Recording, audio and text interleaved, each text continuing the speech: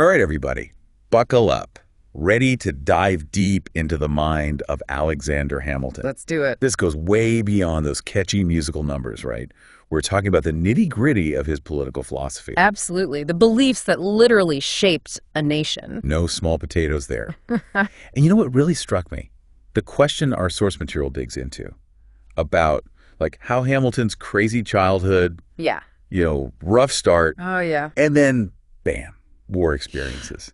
How all that led him to be such a diehard believer in a strong central government. Right. It's fascinating how personal history intertwines with ideology. I mean, picture this. You grow up in chaos, right? Society fragmented around you. Then you're thrown into the revolution, seeing firsthand how a decentralized government just crumbles. Talk about a crash course in what not to do. Exactly. That kind of experience, it leaves a mark. It's no wonder Hamilton craved unity, a strong hand at the helm.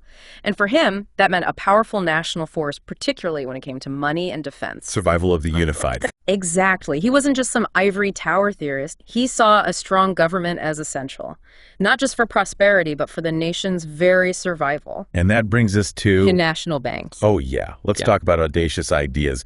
This wasn't just some boring budget meeting. This was a power move. 400%. This bank, it was about way more than numbers on a ledger. It was a direct challenge to the autonomy of the states. Consolidating power, federal style. Exactly. See, Hamilton knew that national bank was the key to establishing credit.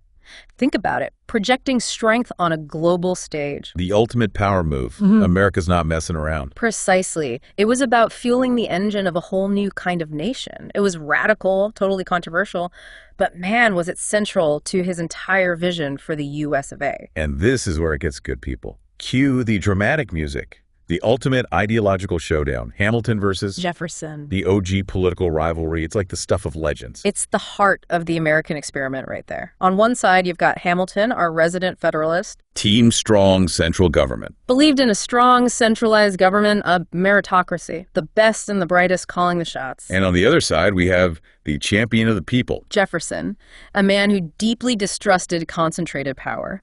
He put his faith in the common man, envisioned a more decentralized agrarian republic. States' rights were paramount to him. Closer to the people, that was Jefferson's style. It's amazing how those two completely different visions clashed. And it wasn't just some theoretical debate, right? I mean, they had wildly different ideas for how the government should function, like their stance on the economy, for instance. Oh, totally. Hamilton, he's all about a powerful nation, right, competing on the world stage. So he's pushing for government intervention in the economy, tariffs to protect American industries, government-funded infrastructure. Build, baby, build. Exactly. To him, that was key to national unity and growth. He wanted a centralized financial system to regulate and strengthen the economy. Then you've got Jefferson, our agrarian idealist, who was, well, A little more hands-off. to say the least. He envisioned a nation of self-reliant farmers, feared that too much government involvement would just choke individual liberty and breed corruption. Makes you think, though. Looking back at those debates is like looking in a mirror. Some things never change. Yeah. But seriously, was Hamilton right? Million-dollar question. Take his views on national debt as an example. This is where it gets interesting. Okay, hit me with it. He argued for a permanent national debt. Now, that was radical, even for back then. Wait, seriously? Yeah. Debt forever. His thinking was that a strategically managed debt, you could leverage that to establish credit.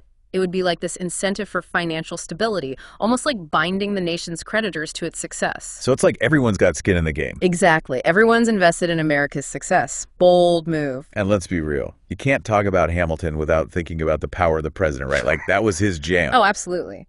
Hamilton was all about a strong, energetic executive, Right. a decisive leader who could act in the national interest. No messing around. He believed that kind of powerful presidency was essential for stability, for navigating tricky situations, making sure things got done. Get stuff done. I can get behind that. But remember, it was a huge point of contention back then, and still is. Jefferson and others, they feared that concentration of power. Too much like a king. Exactly. They worried it could lead to tyranny, the very thing they were fighting against. It really shows how these debates, even from way back when, are still so relevant today, don't they? For sure. Hamilton's story. It's proof that ideas have staying power. The guy, he dared to dream up a nation that was more than just a bunch of states, Unified. And even though not everyone was on board with his vision, you can't deny it. His ideas still resonate in the core of America's political and economic systems. Talk about leaving a legacy. He really made his mark. And for all you listeners out there ready to go even deeper, we've got a little homework assignment for you. Keep those brains engaged. If you really want to understand the intricacies of Hamilton's political genius, take a look at why he was so passionate about a permanent national debt. It's a bit of a head-scratcher at first. But trust us, it reveals a lot about his grand vision for America. Until next time, happy exploring.